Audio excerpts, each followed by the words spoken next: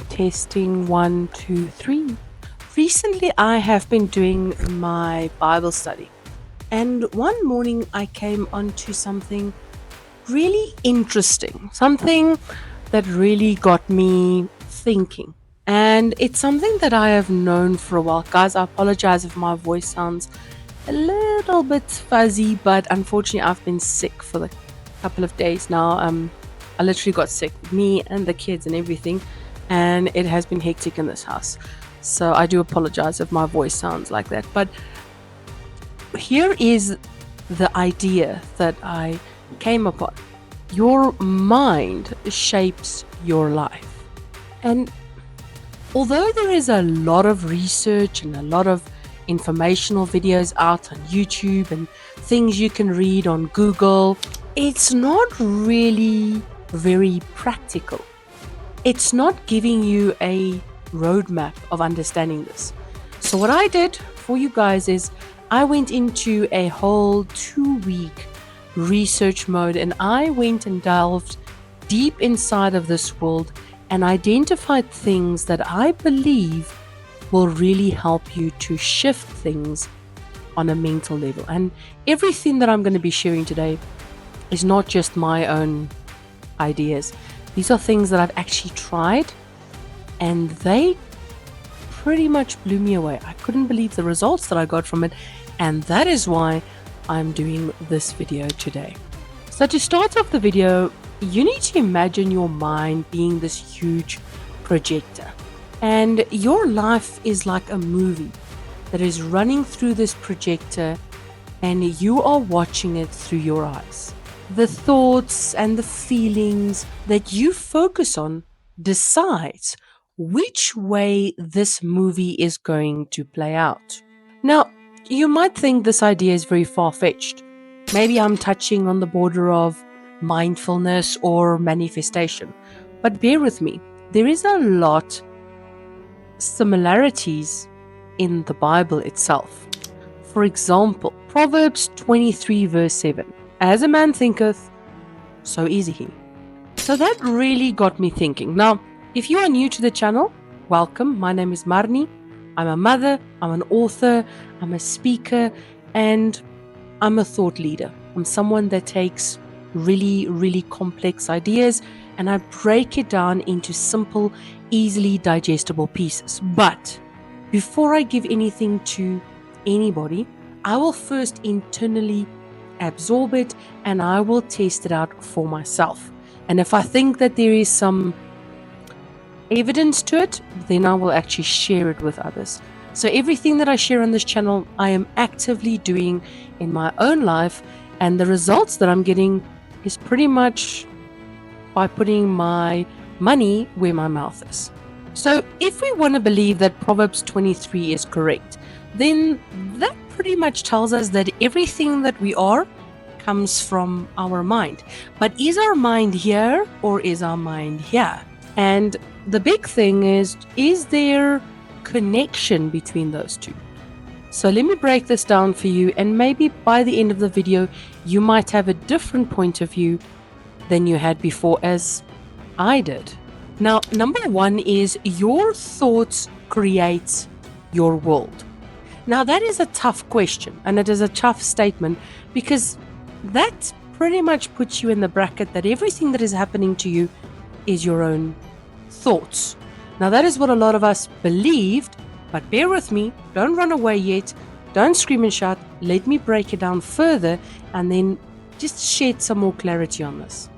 What it means is what you feel inside of yourself and what you think in your mind.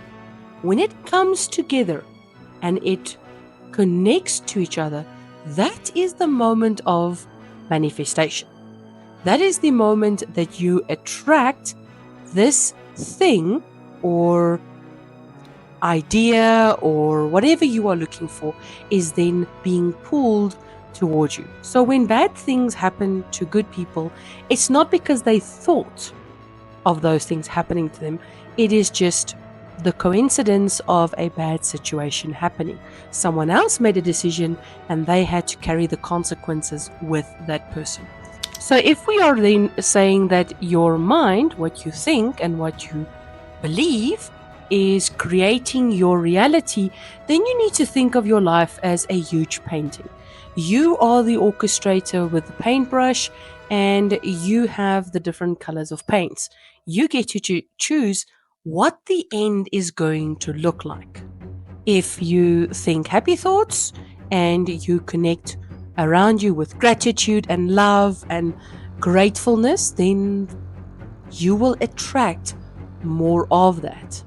But if you do the opposite and you focus on lack, you focus on things that you don't have, if you're ungrateful for what you already have, you don't appreciate and take care of the things you already have, that's pretty much a recipe for attracting more or having less, because that's what you're saying.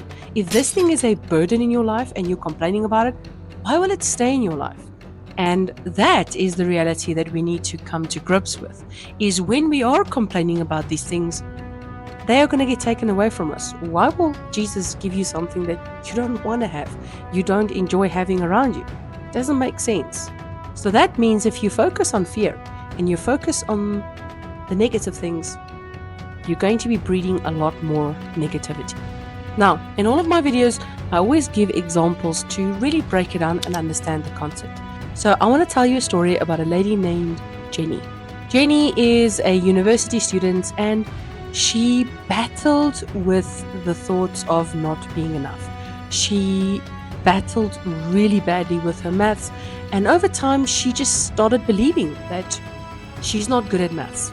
It's not meant for her. It's not something that she is good at, and she then affirmed that belief, and the words that were coming from her, the thoughts that were coming from her, also reinforced the belief that she was not good at maths.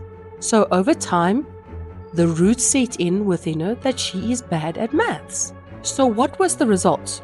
Although she was studying to become an engineer and she wanted to be successful at her job, she realized that because she lacked good math skills, this was really going to be hard.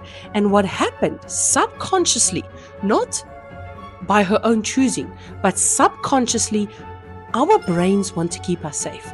And if we keep telling our brains and our subconscious mind that something is not good for us, it is automatically going to put that as a negative and avoid you from doing that thing. So it will delay you. You will start feeling like, I just don't want to do this right now. And that's exactly what happened to Jenny. She refused to do homework assignments. She delayed everything. She always had to do everything at number 99, which means she get bad marks. And that just reinforced the fact of her belief that she's bad at maths. But the truth is, was she really bad at maths? Until one day, Jenny came across a video that explained to her that what she thinks and what she feels is ideally creating her reality and her value base. So then she realized that, maybe I am not bad at maths. Maybe this is just something that I have made up for myself. A negative, or I wasn't designed to be bad at maths. It's just something that I created for myself over time. And after watching through this video, she then came to the conclusion that she's going to try to do it a bit different. Instead of her just rooting the belief and changing the direction of her studies, she then decided, no, I'm rather going to apply the thing I'm going to teach you now.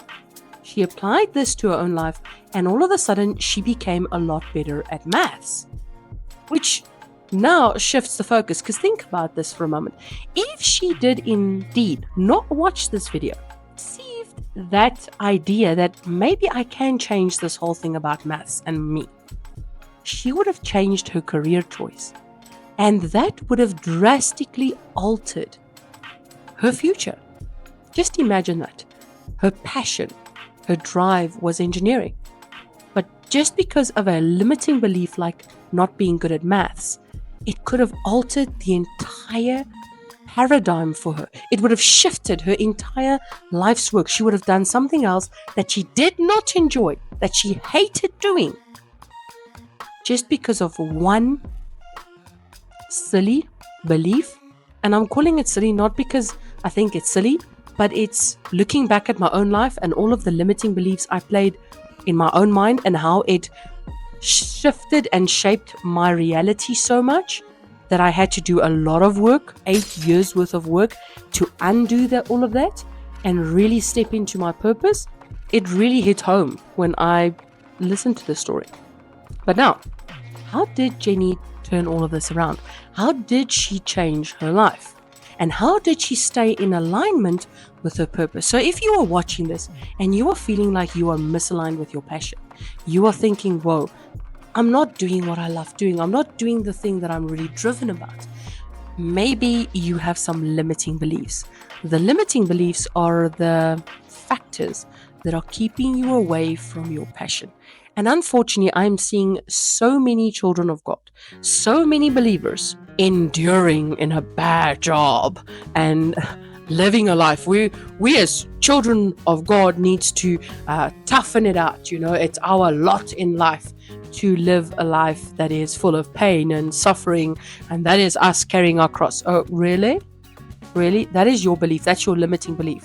You believe that you need to suffer enough to be okay for Jesus, and that's not what it means to be a child of God. And that is why I have this channel, because I want to break those limiting beliefs. That is a bad belief. Jesus wants the best for you, and the suffering that he's speaking about doesn't mean enduring things that you shouldn't have endured in the first place.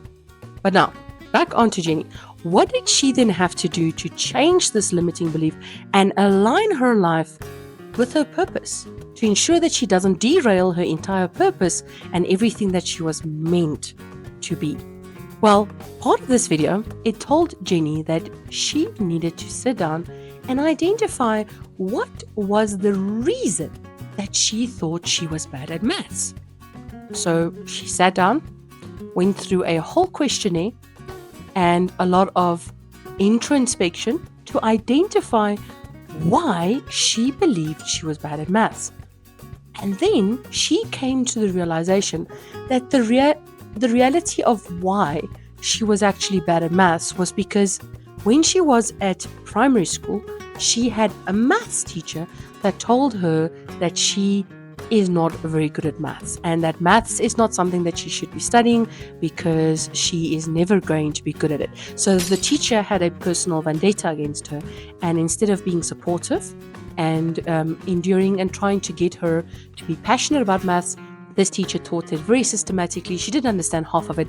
Because she didn't understand it, and because she was a very visual person and not a very systematic person, she rooted the belief that she's bad at maths, because what he said rooted in her life the fact that she is bad at maths.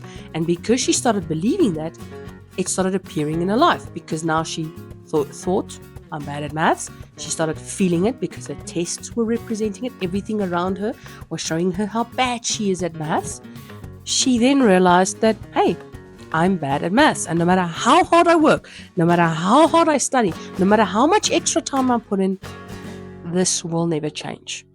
And then what she then realized is, at that moment when she identified the point that created this negativity or rooted this negativity within her, she then went back there and she forgave the teacher. Because that's step number 1, is forgiveness. Forgive yourself and forgive the teacher. So you know what? Maybe he was just having a bad day. Maybe he had limiting beliefs. Maybe he wasn't so sure in his life about teaching maths. Maybe his passion was never maths and it was something else, but because he was in that same situation.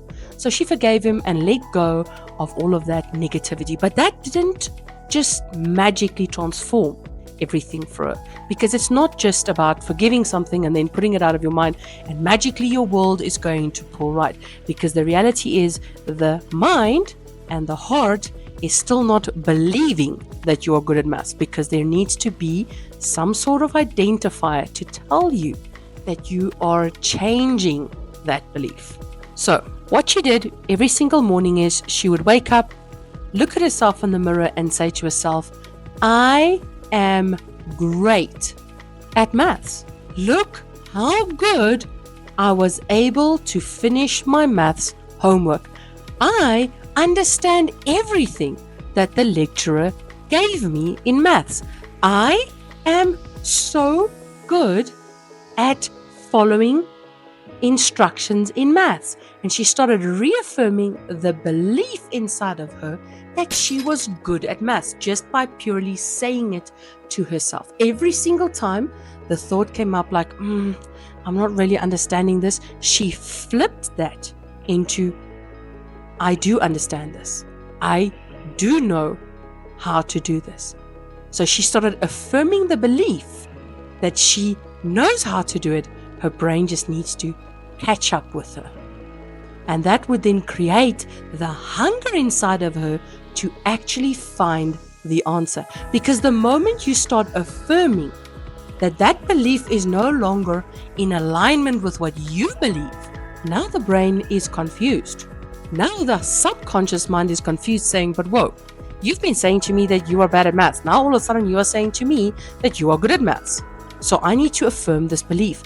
And automatically things started shifting for her, where she became a person that enjoyed maths. It was one of her favorite subjects. She went to more lectures than she needed to go to. She attended more classes, and she did a lot more other work with other students in maths because she felt that this is something that she enjoyed. She tricked her mind into believing that it is something good. But now, not just believing something or saying something is going to change it for you. You need to really feel it. So the moment that you have that anxiety, or you feel that you need to do this thing and you know you don't, it's a limiting belief, you need to sit down, ground yourself for a moment, and imagine you finishing maths. Imagine what it feels like when they hand you the diploma. Imagine what it feels like to be in the top 10 of the class. So you visualize it. You see yourself in that existing position. And then you start to feel it. The important thing right now is you need to feel that feeling. And this is the part that most people miss when they are trying to manifest things inside of their lives. Now, I know as a child of God, manifestation is evil. If you don't believe that, go to some of my previous video. Here's a video that you can actually watch that will maybe change it for you and see it a little bit different. That manifestation was originally designed by God, created by Him, and kind of like messed up by the enemy. Now, I'm not going to leave you guys high and dry with Jenny's story. What was the conclusion? Well, the reality is she started seeing herself as someone that enjoyed maths. She attended more classes. She had a lot more friends maths friends that she automatically drew in a lot more people that knew a lot about maths. So they were spending a lot more time together on maths. So she got the practice in that she needed, and she would visualize before she would do a test. She would sit down, visualize herself sitting there, feeling calm, feeling confident, acing this test, getting through it really well. And when she was done with it, it was such a great thing. She imagined herself getting the marks back, and she was so pleased with her marks, and she was so impressed with herself. She set targets for herself, and she used to attend. She would literally hit her targets, going from failing, hating maths, having to almost change the direction of her career. She became a top student in maths. She was under the top 10 in her class, ending off her studies as one of the top 10 in the maths academia, or what is it? I think you call it I've been out of a university too long. Out of that division, I'm going to call it division. But she was, she got out of her year, her classes, she was in the top 10. So how did she go from completely failing it, hating it, to like literally shifting everything back for herself and becoming so good at maths? Now, here's the thing. If you do not believe that this is possible for you, then that is the limiting belief that you are holding. And the reality is, there's a lot of limiting beliefs that all of us hold. There's a lot of things that we believe about ourselves and about others that are keeping us away from the things that we truly desire in our own lives. So, in conclusion, I want to tell you guys this. Your mind is like a garden. You get to pick the flowers that you want to plant there. You get to pick the trees, the vegetables, whatever you decide to grow in your garden. You get to pick it. You get to nurture it. And you get to choose it. So stop blaming others for the results that you have in your life. The results you have in your life is because of your choices. That's step number one. The first thing she had to do is she had to go and acknowledge what plant did she plant in her garden. Jenny had to identify that bad weed that she had planted, and she had to pull it out, acknowledge that she had planted it there, pulled it out, and planted something new. But as we all know, seeds don't grow overnight. It takes time. You have to nurture them. You have to take care of them. Although they'll grow by themselves, we have to tend to the garden of our minds. And the reality is, every single plant that you are growing in your garden today, they are thoughts, they are ideas, they are things that you are passionate about. So it's maybe a good time for you to sit down and identify, what are you planting? What are you nurturing? And what are you really giving life? Because ultimately, I don't want to give life to things that are not going to serve me in the future. I don't want to give life to things that are not going to be valuable to others and improve the lives of others. Guys, I really hope that this video helped you to understand and identify maybe some things in your own life that you are surrounding with limitation, that you are putting limiting beliefs on. And in this video series, so this is a 10-part video series that I'm doing on YouTube. I will also be putting the shorts on my Facebook and my TikTok. You can follow along on the shorts. So every single day I'll be posting this for the time period. So it's going to be like a 30-day series that I'm going to do. It's going to be 10 episodes on YouTube, where I'm going to be sharing different people's stories and different things that happened to them, and how they were able to overcome some really tough ideas or tough things that they rooted in their lives. And I think that this has a lot to do with all of us. I think it pertains to a lot of us. Maybe not all of them might be visible in your own life, but I do feel that a lot of them are visible in our own lives. And I went through this beautiful process. This entire thing I designed myself from my own experience. And I think it has helped me. No, I don't even think. I know how much it has helped me in changing my mind. So the first video in this series is Your Thoughts Create Your World. Video number 2, as a teaser for you guys that stay to the end, is You Choose How You Feel. So that is my next video. And in that one, I'm going to share another story that is really going to change it for you. But for you that have stayed to the end of the video, I'm going to be giving you all of the resources that I used with this process. So while I was doing this process, I designed templates and things that I filled in every single day that helped me to truly identify these things. Because it's easy for me to sit here and say to you, you need to change your thoughts. Well, great, Marnie, how the heck do I do that? Everybody on the internet is telling me how to change my thoughts. I've watched 500 videos and nada. Nobody is getting practical with me. Well, I have 5 resources for you. 5 things you can have them absolutely for free. 5 resources that I used. One is a poster, one is a workbook, one is an audiobook, or like a meditation audio that I designed for myself. And I think the 4th one, is like a daily thing. So that's, unfortunately for that one, you're going to have to sign up for my email. Or give me your email address, because I will give it to you every single day. So it's a 7-day series. You're going to receive one every single day. And the reason why I created it like that is because it took me 7 days to discover this. And I feel that if I give you everything at the beginning, it's not really going to root or take hold of you as it does when you receive one every single day. So that's why I created that way. But if that is something that you want, hey, link is below. Just click on there and get all of these things together, and you can start the series. But these 5 resources are not just for video number 1.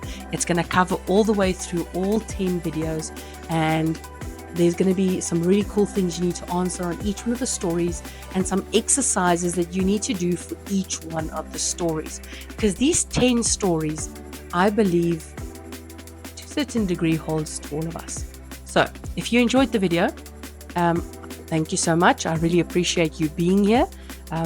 If you do enjoy the content that I create, maybe you would consider subscribing and hitting that notification bell when the next video comes out, because it will be coming out in 2 days' time. I will be doing this like every 2 days. And yeah, maybe sharing it with other people. Maybe there's some other people that are also battling with limiting belief, people that are feeling stuck in their lives. And maybe this video is just the exact video they need to get them out there and really break it free. I wish I could take you and just put you on the other side and be like, look what happens when you unlock and break free of limiting beliefs. It is such a magical place on the other side, and that is what I wish for each one of you guys. So thank you so much for being with me. I truly, truly, truly love you, and may you have a blessed and amazing day. I will see you guys in the next video. As always,